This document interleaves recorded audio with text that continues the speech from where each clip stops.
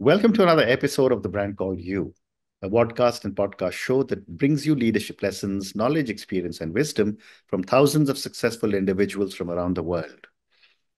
I'm your host, Ashutosh Garg, and today I am delighted to welcome a very accomplished professional from Barbados, Dr. Eldon Blackman. Eldon, welcome to the show. Thank you, Ashutosh. It's my pleasure to be here. Thank you Thank for you. inviting me. Thank you. Dr. Blackman is an educator, a conductor, and a storyteller. So, Ellen, before we talk about the work that you are doing, tell me about your own journey and what inspired you to transition from teaching to starting your own education business. Well, so thank you for that question. And I don't know, there's no straight line answer to it. Mm, I think what motivated me to move away from the classroom teaching to starting my own, as you call it, education business was that I saw a need. There was this need. I saw, students having certain needs, and to my mind, they weren't being met as they should be met. mhm, And I realized that sometimes, well, for me, being in the system wouldn't allow me to help in the way that I wanted to help, or I just felt like I could do more if I stepped away from the classroom situation. mm, So that's what I did.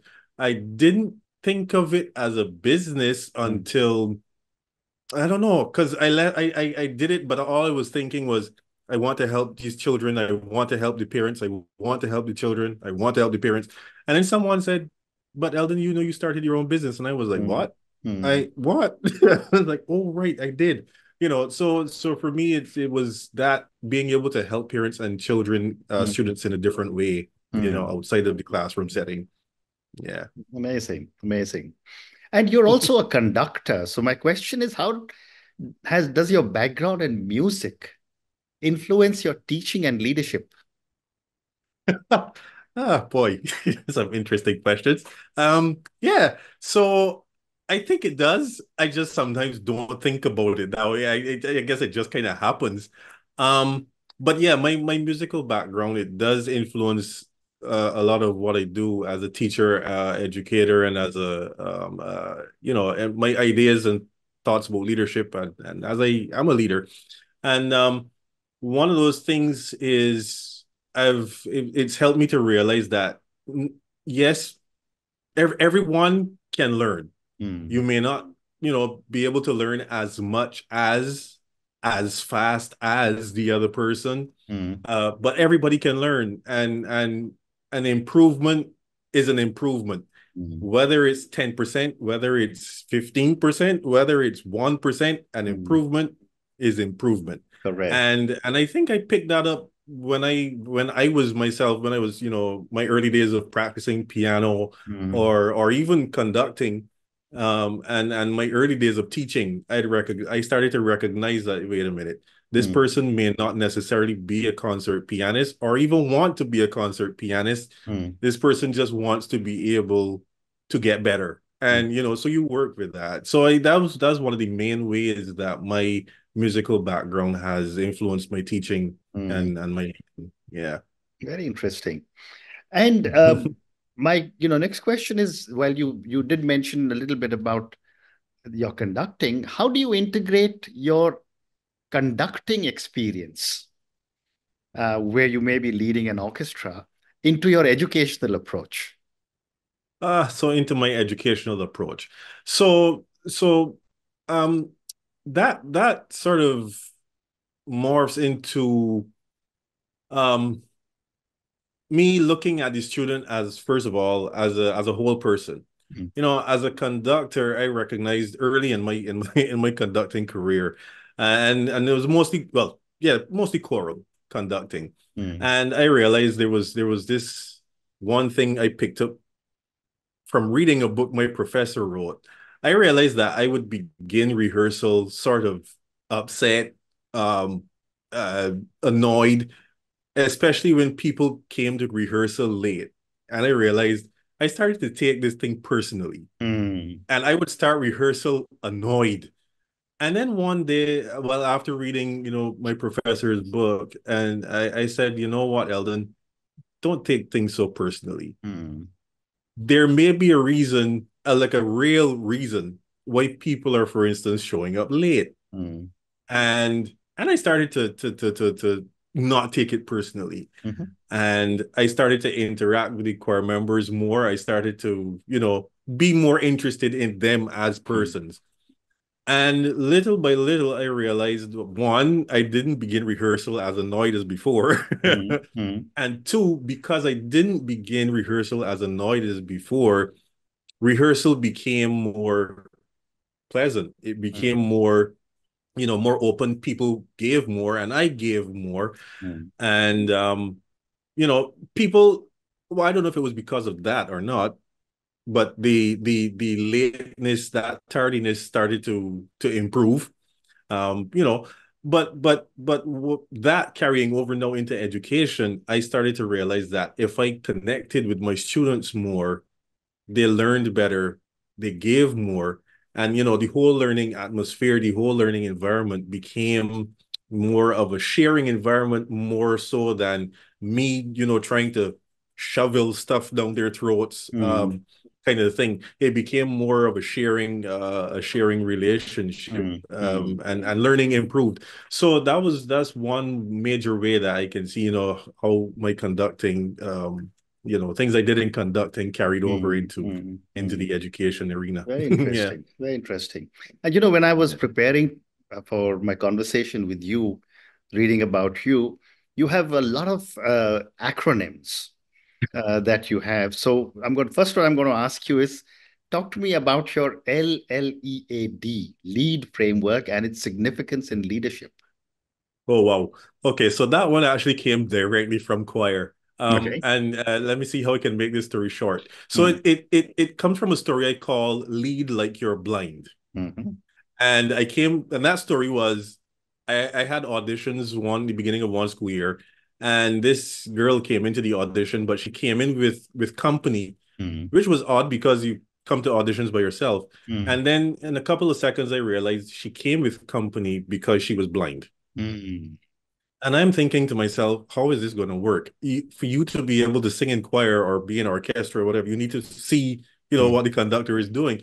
And I'm like, "Grr." So I did the audition, and she did really well. She was one of the better auditions of the evening. And so I really didn't have like a vocal reason for her not to mm, be in choir. mm, mm, And so I said, okay, fine, come on and join us. And she came. And first rehearsal, second rehearsal, those early rehearsals, I'm waiting to see or hear when she's going to make this mistake, or, the choir is stopped, but she's still singing, and it just never happened. mm, And so after one rehearsal, as they were going out and I was speaking to members and so on, I made sure I stopped her, and I said, "Hi, how are you doing?" And then I said, "I have a question for you." And she smiled almost as if she was just waiting for this question for the mm, whole how much ever weeks. mm, And I have a question. How were you able to do what you do? Because she was learning the words and everything. I mean, she was singing. It wasn't that she wasn't singing, she mm, was. mm, And so I asked her, how does she do it? And she said, how do I do what? I said, well, how do you know when we start? How do you know when we stop? How do mm, you know when we change or anything? And she said, that's easy, sir. And I thought, it is? And she said, yes. And I said, so how is it easy? She said, I just listen. I listen to hear when the choir breathes. So I know when they're about to start and when things are changing. And I said, oh, wow. Okay. So then fast forward to, I don't know, 20 years down the road, and a friend of mine asked me, he said something similar to what you said. Eldon, you're a leader, you lead ensembles. So is there anything that you do in leading ensembles that could transfer over to business leadership? And I was like, wow, I have no idea. I don't know. I'm an educator. I'm a conductor. You're asking me about business. Anyway, but then I realized that story came back to mind, and I thought, you know what? If leaders listened to what was happening around them, mm, leaders will get a lot of ideas as to the things, how to respond to their mm, team members' mm, needs, if they just listen. And so that, led to me, okay, lead, how can I come up? How can I come up with something that makes sense to me that others can follow as well. So I thought, okay, lead, listen. And then the next L is you listen to learn, because you've got to learn your core members, you've got to Mm, learn the different sections and how they work together. mm, The E is for engage. You have to engage your team. mm, And I like to think of that as fun and having, passion, intensity and mm, energy and so on. mm. Um, and not necessarily fun where you're always giggling and goofing Yeah. off or anything, but fun where that energy and passion, kind of fun when you don't realize that time has Mm, passed, mm, type of thing. mm, So that's the E. The A is for attend to yourself and attend to your members. And the attend to the self is really the one that I sort of, I don't know, that I like to focus on, because leaders sometimes, and I learned this in conducting lessons. Sometimes we're, doing things, making gestures, and we're thinking that what we're doing is clear. And then we start to, you know, shout at the team or whatever. It's like, you didn't do it. But then when you check yourself in the mirror, as our conducting teacher would often tell us, go practice in the mirror, then you realize that, wait a minute, I didn't do what I thought I was doing. So mm, they were actually following me, mm, uh, and doing what I was asking them to do, but I was thinking that I was showing them something else. mm, And so that A for attend is especially for attending to self and mm, making sure that you're doing, mm, or showing what you want your team to do or understand. Make sure you're mm, communicating as you want. And mm, then the D is for depending on the mm, team, because a leader can only be a leader if there's a team to follow. So if mm, there's nobody to follow you, then mm, there's nobody to lead. mm. But that often as leaders, we get to thinking, it's easy for us to get to thinking, oh, I'm doing this all by myself, and it's all me. Yeah. But no, we really have to depend on the team that we have, because the Mm, team is who really pulls us through. So mm. that's what that lead that's what that lead acronym Fascinating, really. fascinating. Thank you. And what an amazing story you've told me about one of the members of your choir and how she Yeah, was singing. Thank you. I will always you're remember welcome. this one story. Uh, Yeah. the next point, the question that I want to ask you was that another thing, another acronym which piqued my interest was growth matter, GROWTHMATTER. How do you Yeah. define this in the context of leadership? Oh boy. So um so again, in my leadership quest, for thinking about leadership, um I started to do some reading and so on. And I came across this idea of the leadership gap. So, leaders today, being already concerned about leadership today, whether that they have the skills for leading tomorrow, Mm, into the mm, 21st century and so on. And in my reading, I started to notice that the focus is not so much now on having the technical skills, mm, but the focus is now on the soft skills. And quite interestingly, AI is here, and AI is starting to do all those routine, mundane type things.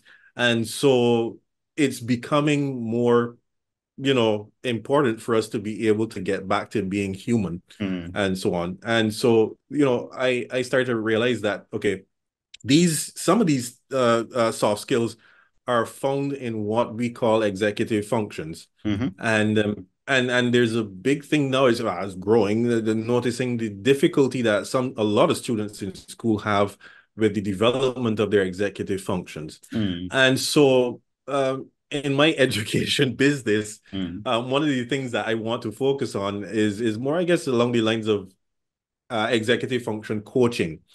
And in thinking about it, I started to realize, but wait, if I'm coaching these students in executive function skills, mm, and this list of skills seem to match the soft skills that leaders, or that leadership is asking for mm, heading mm, into the 21st century, or as we go on into the 21st century.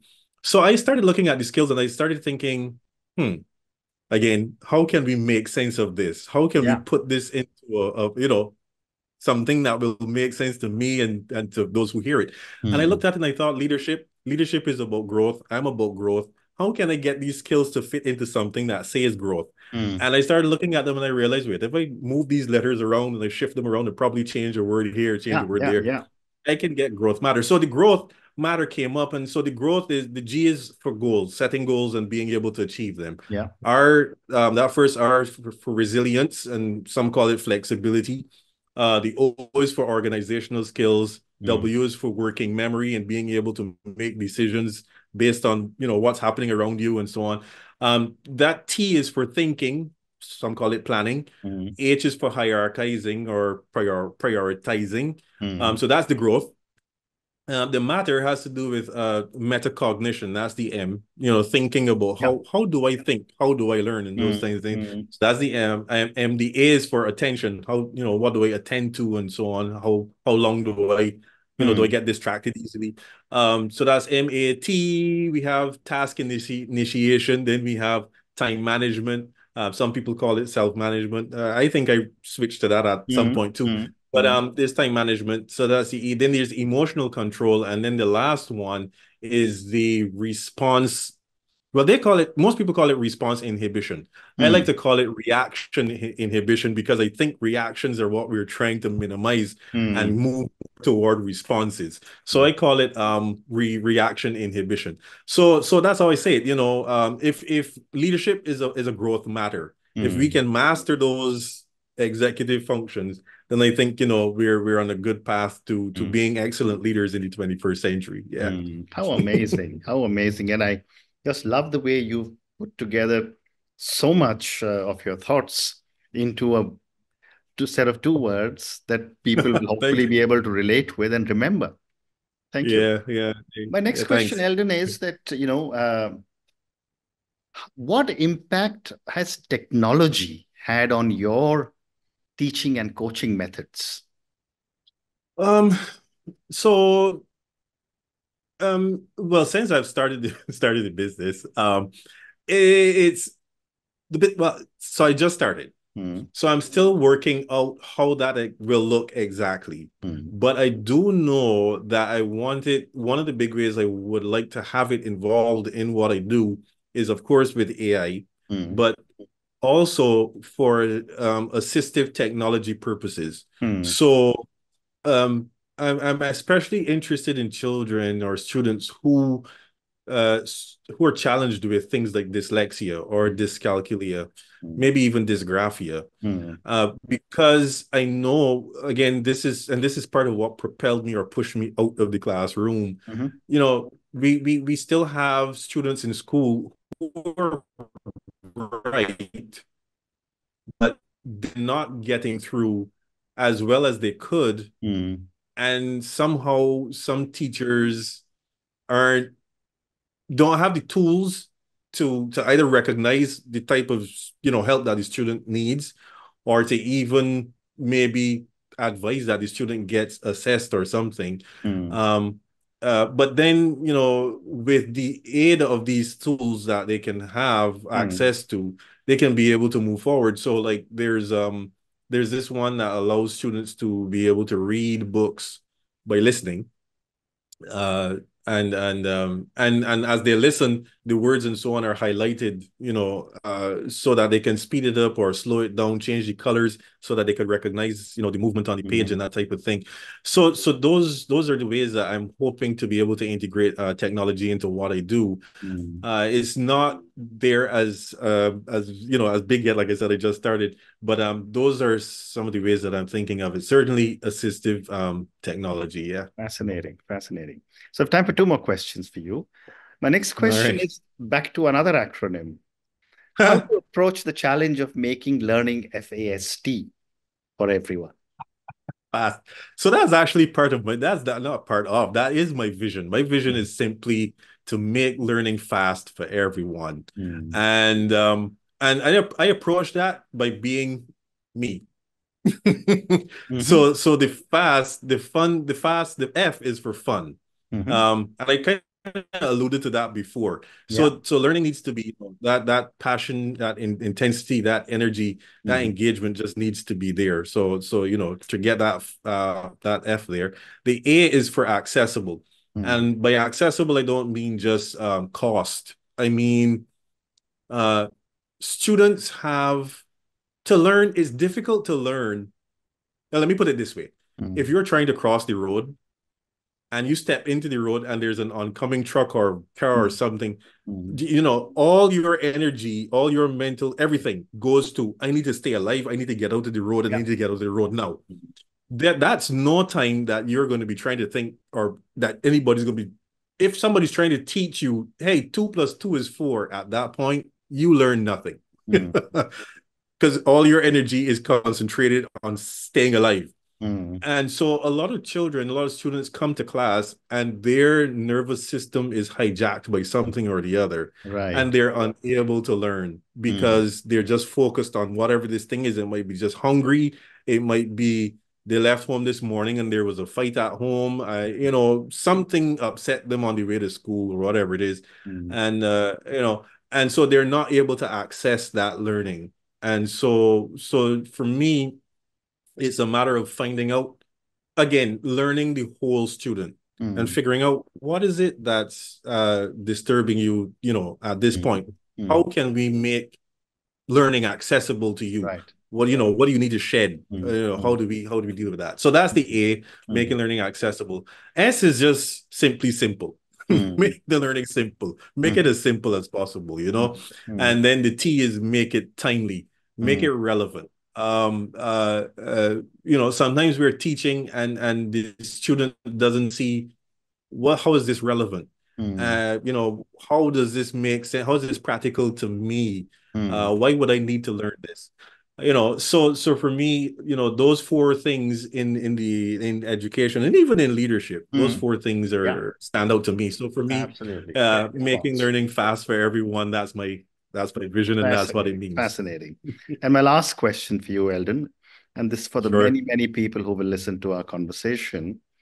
As an educator, as a conductor, as a storyteller, what Mhm. would you say are three lessons you would like a lot of our viewers and listeners to take away from your own journey and from our conversation? Three things. Number one, I think I would say connect. Mm, Learn how to connect. mm, Like I said earlier in our conversation, when you start connecting with students, as a teacher, when they start connecting with students, pathways open up.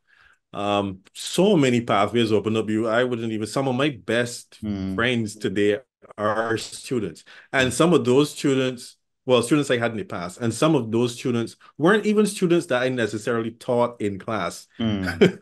They were just students that I opened up to, and they opened Yeah. up to me, and Mm, so many different pathways open up. The other thing that I would say is communication. Make mm, sure communication is a really key element in growth. Um, and I guess it goes back again to the conducting thing and the attend. If you, mm, no matter how you can have an orchestra full of musicians who studied for years mm, on their instrument. They've probably got, up to masters and doctoral degrees on their instruments and stuff.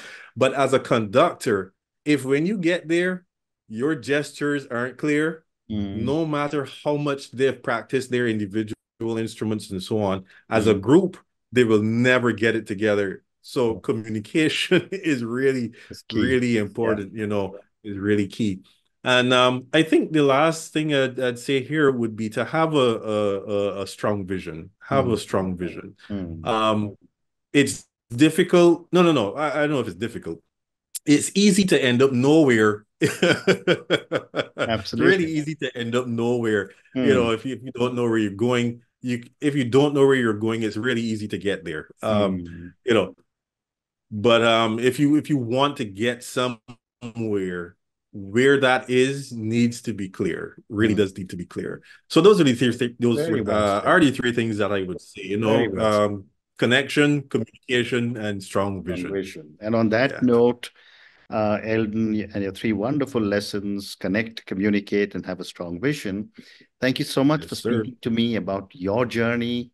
I just loved your acronyms: Thank you. LLEAD, Thank you. listen, learn, engage, attend, depend. Yeah, then your Mm. FAST was fun, accessible, simple, and timely, and your growth matter.